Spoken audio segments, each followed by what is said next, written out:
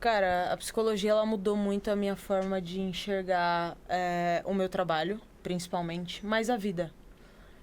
Depois que eu perdi minha mãe, quando eu comecei a entender que eu precisava de ajuda psicológica para passar por isso, porque às vezes a gente acha que a gente é autossuficiente, né?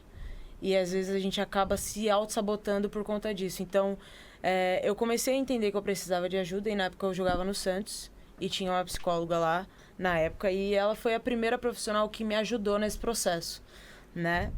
Então, eu comecei a entender todos os processos que eu devia passar, só que antes de eu começar a trabalhar psicologicamente com ela, eu pulei muitas etapas do meu luto.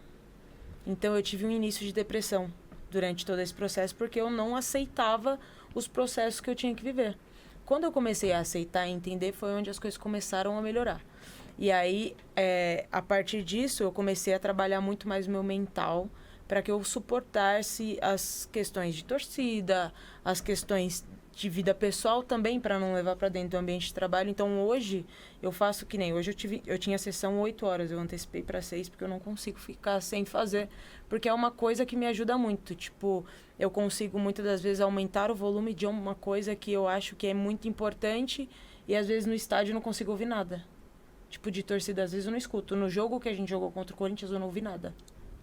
Eu ouvia o Viana, mas eu não conseguia ouvir a torcida, em muitos momentos. Porque isso é uma coisa trabalhada para que você consiga, dentro do seu cérebro, dar importância para algo e menos importância para outro. Não que seja importante, só para vocês entenderem, mas que muitas das vezes a gente precisa entender que o jogo ali, muitas das vezes, é um caos. E a gente muitas vezes precisa ouvir informação, às vezes que vem de fora, que a gente está dentro do campo e a gente não consegue enxergar. É óbvio que dá para ouvir a torcida, né? Mas para ouvir mais o que o técnico diz, muitas das vezes, ou até menos. Já tive treinadores que eu precisava ouvir, tipo, baixar a voz do treinador na minha cabeça porque me atrapalhava.